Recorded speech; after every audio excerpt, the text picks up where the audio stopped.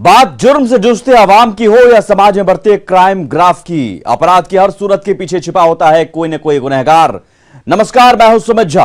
तफ्तीश की राह में आने वाली हर कड़ी सुराग बनकर पहुंचाती है गुनहगारों को सलाखों के पीछे। तो आप बने रहिए हमारे साथ, क्योंकि हर जुर्म के खिलाफ हमारी तफ्तीश लगातार जारी है। अपराध के बढ़ते ग्राफ पर कंट्रोल लगाते हुए जहानाबाद की पुलिस ने रिटायर्ड सैनिक हत्या मामले के हत्यारों को दर दबोचा है। इन अपराधियों को कस्टडी में लेकर पुलिस हत्या की साजिश का खुलासा कर दी है, जिसमें अपने कैसे बने बेगाने दिखाते हैं तफ्तीश की इस रिपोर्ट में। हत्यारों की साजिश का पर्दाफाश,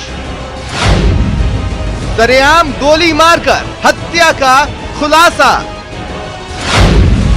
जहानाबाद के अपराधियों के हौसले पस्त, कस्टडी में अपराधी, तफ्तीश में खाकी।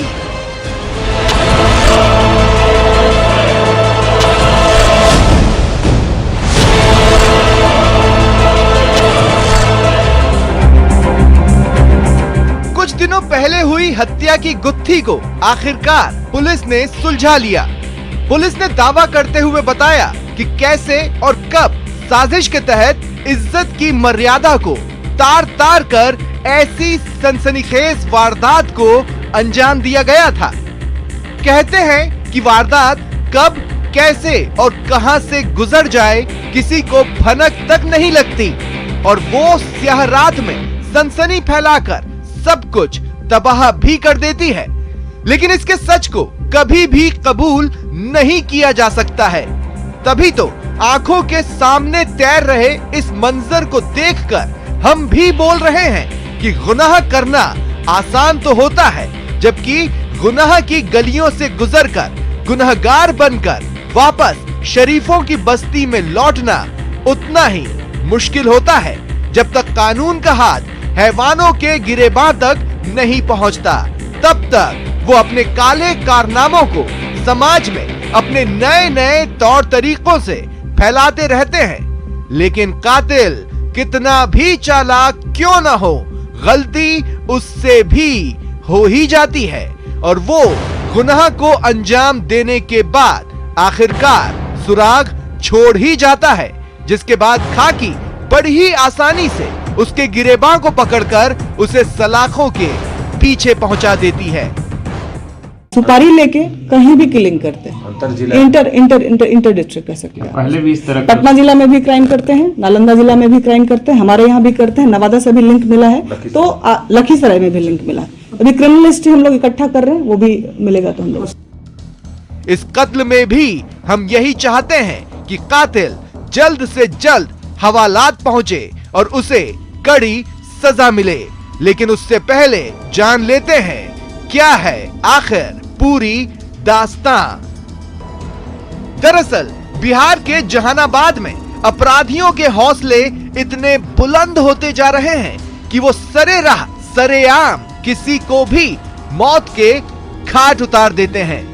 ये मामला कड़ौना ओपी क्षेत्र के लोदीपुर गांव के करीब का था, जहां बाइक पर सवार होकर 3 कुख्यात अपराधियों ने कैंटीन संचालक की गोली मारकर हत्या कर दी थी। वारदात के तुरंत बाद आनन फानन में आसपास के लोग उन्हें अस्पताल लेकर जा ही रहे थे कि पीड़ित की रास्ते में ही मौत हो गई। बताया गया था कि संचालक सीआरपीएफ के रिटायर्ड जवान थे, जो यहाँ कैंटीन चलाते थे। इस दिन दहाड़े वारदात ने पूरे इलाके में सनसनी फैला दी थी, और फिर पुलिस मामले की एफआईआर दर्ज कर अपराधियों की तलाश में जुट गई थी। हत्या की दिन दहाड़े जो हमारा NH 83 है, उसी में एक कैंटीन संचालक थे, पूर्व पैरामिलिट्री के एक जवान थे जो कैंटीन का चलाते थे, और उनकी हत्या सुबह 10 बजे के आसपास उनके कैंटीन में कर दी गई थी गोली मारकर। हमारे पास शुरू में कोई क्लू नहीं था, बिल्कुल क्लूलेस थे हम लोग केस में, लेकिन घटनास्थल के सीसीटीवी फुटेज के आधार पे हम लोगों ने अनुसंधान प्रारंभ किया, और सीसीटीवी फुटेज में दिखा कि जो शूटर है वो घटनास्थल से उसने 1-2 कॉल किए थे। उसी लीड के आधार पर डंप हम लोगों ने वहां का लिया घटनास्थल का, और डंप एनालिसिस करते हुए हम लोग आगे बढ़े, और उसी के फॉलोअप में पता चला कि नालंदा जिला के 2 लोग हैं जिनकी पहचान शूटर्स के रूप में की गई। हम लोगों ने पता किया लोकल थाने से, तो पता चला पूर्व में भी हत्या का उनका आपराधिक इतिहास रहा है, पूर्व में भी जेल जा चुके हैं और उन्हीं लोगों के द्वारा यह हत्या कारित की गई थी। इस जानलेवा हमले को अंजाम देने के बाद आरोपी जहानाबाद की ओर फरार हो गए थे। घटना के बाद परिवार के लोग दहशत में आ गए थे। मृतक जितेंद्र कुमार पाली थाना क्षेत्र के अमरपुर पाली गांव का रहने वाला था, जो बुधवार की सुबह अपने कैंटीन का माल उतरवाने गया था। लेकिन इसी दौरान बाइक सवार 3 अपराधी मौके पर पहुंचे और कूलर दिखाने के नाम पर दुकान में घुस गए थे। जब तक वो पूरे मामले को समझ पाते, तब तक अपराधियों ने ताबड़तोड़ गोली मारकर मौके पर ही उनकी हत्या कर दी। तो माल उतरा तो जितेंद्र जी आए वहाँ पे, तो 2 आदमी आए तो कहें कि हमको कूलर लेना है। तो कूलर लेने के लिए फिर चल गया ऊपर दुकान पे, और दुकान से सब नीचे आए 3 गोटा आए। शटर खुला तो बोले कि लोकेशन के खोल के देखा ये कूलर, खोल के बोले नहीं मोबाइल पे दिखाते हैं। इतने में तो आवाज़ केस दिन देना, तो देखेंगे गिर गए तो हम भागे ऊपर में। हम बोले भैया लगता है गिर गए, देखे तो गोली चला और बाद 2-3 गो फायर करते निकल गया। तो कितने लोग था वो लोग? 2 आदमी था मार। तो दूसरा चैलेंज हम लोग के साथ ये था कि आखिर हत्या कारित की गई, लेकिन ये सुपारी दी किसने और क्यों दी। तो मोटिव की तलाश के लिए हम लोगों ने टेक्निकल इंटेलिजेंस पे ही फोकस किया और साथ में उसको लोकल इंटेलिजेंस से मैच करते हुए हम लोग आगे बढ़े। तो ये प्रकाश में आया कि दयानंद पासवान करके एक व्यक्ति हैं जो कि मृतक के मित्र हुआ करते थे और उनके साथ पारिवारिक संबंध भी था, और उसी क्रम में इनके घर में आना जाना भी रहता था, और इस क्रम में ही उनकी मृतक की पत्नी के साथ इनका संबंध विकसित हुआ था और उसी चीज को लेकर इन्होंने हत्या का प्लानिंग किया।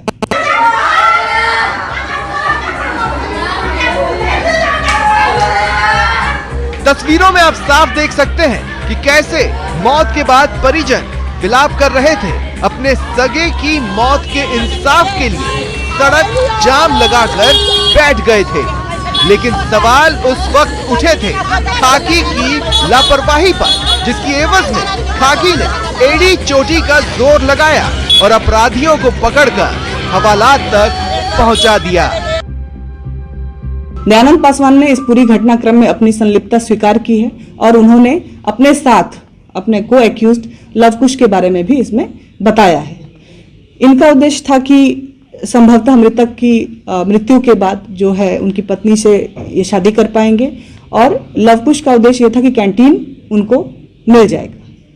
तो टोटल अभी हम लोगों ने 4 लोगों को अरेस्ट किया है। न्यूज़ 18 के लिए जहानाबाद से राकिब हसन की रिपोर्ट। लौह नगरी जमशेदपुर में अपराधी बेखौफ हो गए हैं। यही कारण है कि आए दिन वे एक के बाद एक आपराधिक घटनाओं को अंजाम दे रहे हैं। जहां हत्या, चोरी, छिनतई और लूट एक मामूली बात हो गई है। ताजा मामला जमशेदपुर का है, जहां एक महिला की धारदार हथियार से हत्या की वारदात को अंजाम दिया गया। वहीं 2 दिन पहले भी कदमा थाना क्षेत्र में एक नर्स महिला की हत्या कर उसे जलाने का प्रयास किया गया था।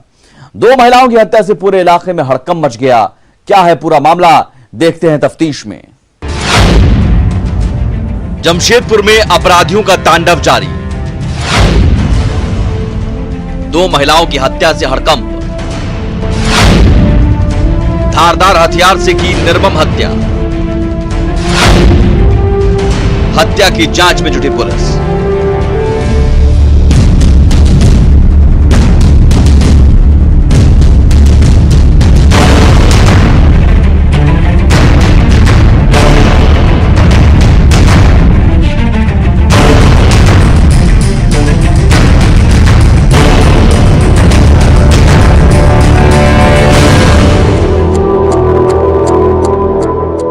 ये जो आप नजारा देख रहे हैं मिनी मुंबई जमशेदपुर शहर का है, जहां शहर में हत्या, चोरी, छिनतई और लूट एक आम बात हो गई है। इन दिनों दिन दहाड़े अपराधियों द्वारा हत्या की घटना को अंजाम दिया जा रहा है, जहां 1 महीने में शहर में 7 लोगों की हत्या कर दी गई है।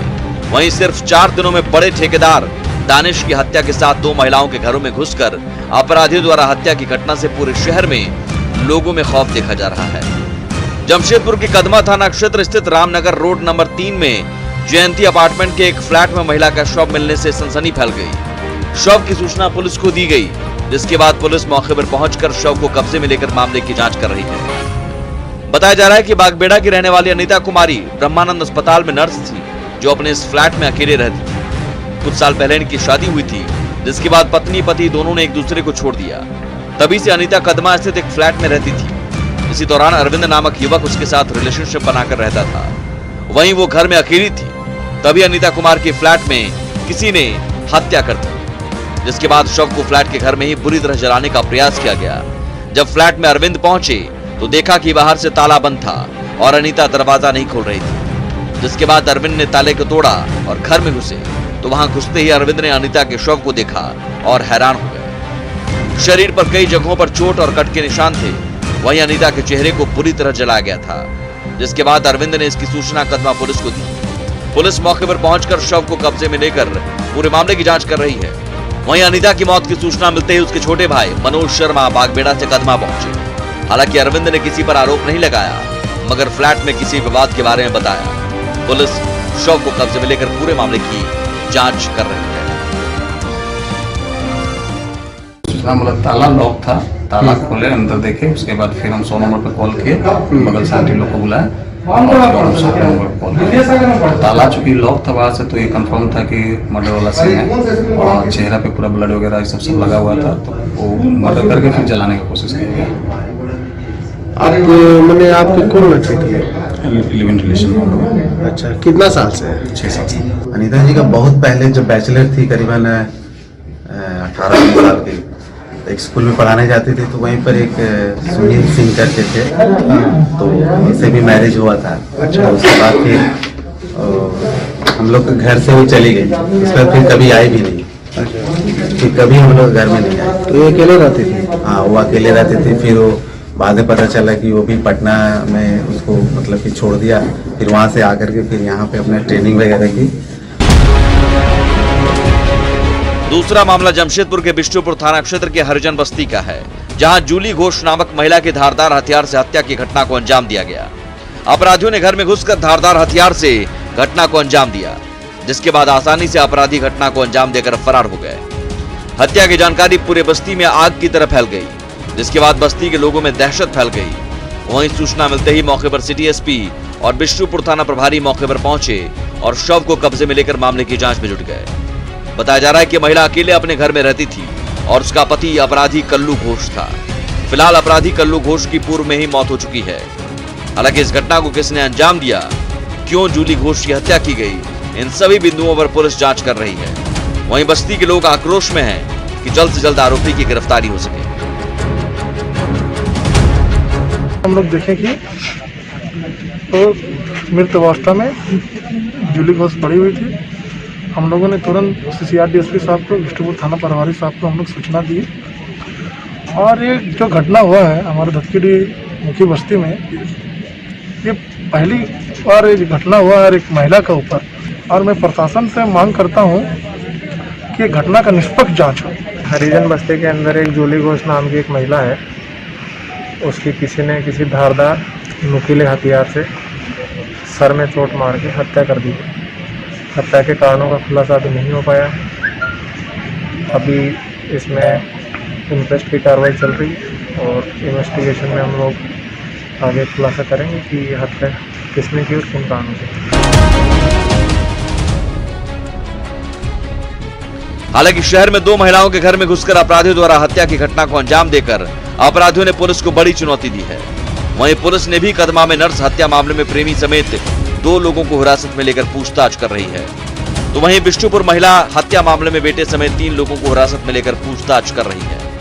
एसएसपी ने जल्द ही दोनों मामलों के खुलासे का दावा किया है। में ये जो ब्रह्मानंद हॉस्पिटल में उन्होंने हेड नर्स के रूप में काम कर रहे थे, अनीता नाम के व्यक्ति थे, लेकिन उनके जो है बॉडी को जलाने के लिए कोशिश किया गया है, सुसाइड का रूप दिखाने के लिए कोशिश किया गया है। ये करीब 13 वर्ष पहले एक बंदे से शादी किए थे अपने मर्जी से, लेकिन 3-4 महीना बाद उनसे छोड़ के आ गए थे। फिर 5-6 साल से यहाँ पर फ्लैट खरीद के रामनगर कदमा में रह रहे हैं और अभी वर्तमान में किसी बंदे से उनके साथ रिश्ता है और हम लोग उस बंदे से पूछताछ भी कर रहे हैं और किस परिस्थिति में कैसे उनके साथ ये चीज़ हुआ है, क्योंकि गला में उनको रेपने के निशान मिला है। तो इसलिए वो सुसाइड नहीं है, मर्डर ही है, होमिसाइड है। लेकिन किसके द्वारा किया है, मोटिव क्या है, ये हम लोग अभी जल्दी इसमें खुलासा कर देंगे। उसी दिशा पे हम लोग काम कर रहे हैं। और जो दूसरा दत्तगिरी में जो कल हुआ था, जूली घोष 42 साल के महिला थे, जो ये कल्लू कोस के पत्नी थी। कल्लू कोस और मुन्ना कोस ये लोग पूरा जो है दारू का माफिया है। और मुन्ना कोस अभी जेल में बंद है। मुन्ना कोस के 2-3 बेटा हैं और इनके बीच में 1 तारीख को कुछ झगड़ा होने के बाद सामने आ रही है। और इसमें हम लोग घर का ही कोई ना कोई इन्वॉल्व है और कुछ इसमें पैसा का लेन देन की प्रॉब्लम आ रही है। तो घर जब कल ये अकेली थी, घर पे सोए हुए थे, उस समय कोई बंदे जाके उनको वार करके हत्या कर दिया गया है। दोनों का जो है प्लेस ऑफ अकरेंस मेरे द्वारा कुछ निरीक्षण किया गया है। इसमें काफ़ी सारा डायरेक्शन हम दिए हैं और जल्दी हम लोग इसमें सफलतापूर्वक जो आरोपी है उनको हम लोग गिरफ्तार करेंगे। बहरहाल जमशेदपुर में बढ़ती आपराधिक घटनाओं से साफ हो गया है कि अपराधियों के मन में पुलिस का जरा भी खौफ नहीं है। देखने वाली बात होगी कि पुलिस पूरे मामले का कब तक खुलासा कर पाती है। न्यूज़ 18 के लिए जमशेदपुर से आशीष कुमार तिवारी की रिपोर्ट। सनसनी फैल जाती है और देखते ही देखते तालाब के किनारे सैकड़ों की तादाद में भीड़ जमा हो जाती है। हर किसी के मन में बस यही सवाल कौंधता है कि आखिर ये किसका शव है। नदी में तैरती लाश खोलेगी राज। युवक की हत्या, चारों तरफ कोहराम। वारदात के बाद बिगड़े घर के हालात। खाकी पर सवाल, आक्रोशित परिजनों ने किया बवाल।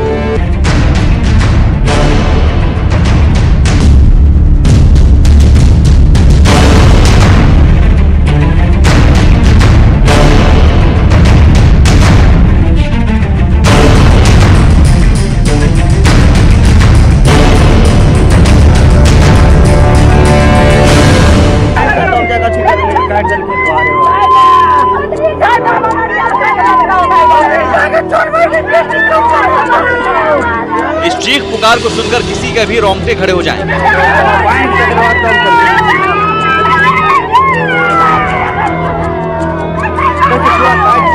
और हो भी क्यों ना, किसी के घर का चिराग बुझ गया।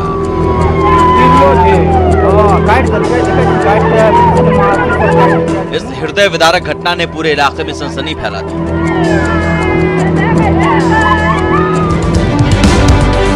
घटना दरभंगा के घनश्यामपुर थाना क्षेत्र के विष्णुपुर गांव के रहने वाले बम झा की निर्मम हत्या कर शव को तालाब में फेंककर अपराधी फरार हो गए। जब पानी में तैरता शव राहगीरों ने देखा तो इलाके में सनसनी फैल गई।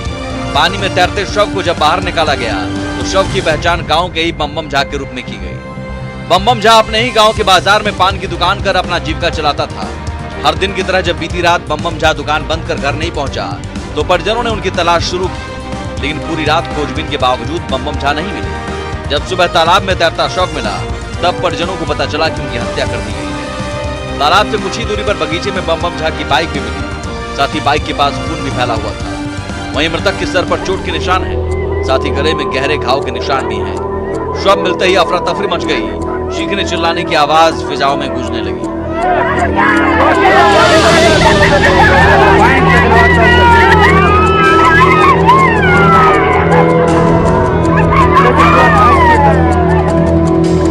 हम लोग को तो सुबह में पता लगा। हम लोग तो रात में खोजे जो मैंने दुकान बंद करके आ रहा है, लेकिन रात में वो घर पर नहीं आया जी। तो सुबह में भांज लगा, मकेश्वर पासवान फोन किया जो अपना गांव का एक ठो लाश है, तो वहीं पर में आए तो देखे गाड़ी बगल में लगल है, लाश धार में।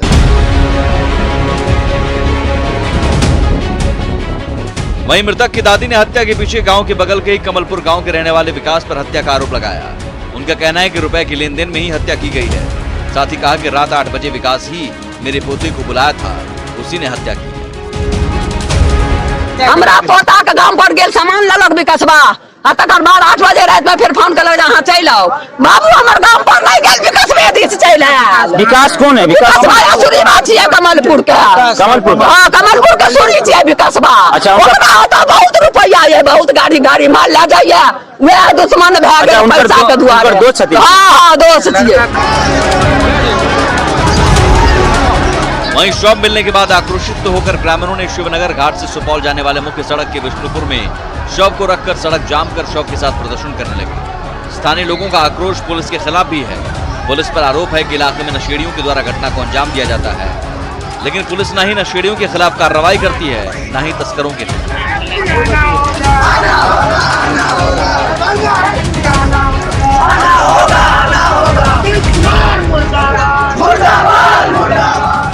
हम लोग घटना के स्थल पर जाकर घटना स्थल पर देखे कि वहाँ का दारू का बोतल था, वहाँ पे दारू का ढक्कन था, और ऐसे करके हमने कल भी एक अपराधी को पकड़ के ग्रामीणों ने पुलिस के हवाले किया था, लेकिन पुलिस ने इस पे कोई कार्रवाई नहीं किया। उल्टा बोलता है कि अपराधी भाग गया। पुलिस को खुली छूट दे रखी है कि अपनी मनमानी करो, किसी के विरुद्ध कार्रवाई ना करो, और हमारी मांग है जब तक सरकार यहाँ नहीं आएगा तब तक ये जाम नहीं खुलेगा। इस शांति प्रिय क्षेत्र में स्मगलरों का राज कायम कर रखा है, गुंडा राज कायम करके रख दिया है, और कहीं न कहीं पुलिस इस काम को करने में विफल है। बिहार में इन दोनों अपराधियों का मनोबल 7वें आसमान पर है। यही कारण है कि आए दिन आपराधिक घटनाएं सामने आ रही हैं, जिसे देखते हुए मुख्यमंत्री नीतीश कुमार ने अधिकारियों के साथ बैठक भी की थी, जिसमें कानून व्यवस्था को बनाए रखने के लिए सख्त कदम उठाने के निर्देश दिए गए। इसके बावजूद आपराधिक घटनाओं में कमी नहीं दिख रही है। अब यही देखना होगा कि पुलिस कब और कैसे अपराधियों पर नकेल कसती है और मृतक के परिजनों को सही समय पर न्याय दिलाती है। न्यूज़ 18 के लिए दरभंगा से विपिन की रिपोर्ट। अपराधी चाहे लाख शातिर हो, तफ्तीश की दिशा अगर सही है तो बच नहीं सकता कोई गुनहगार सलाखों के पीछे जाने से। तो पुलिस चाहे सोई हो, मुजरिम चाहे कोई हो, आप बने रहें हमारे साथ, क्योंकि हर जुर्म के खिलाफ हमारी तफ्तीश लगातार जारी है। 30 साल के इंसान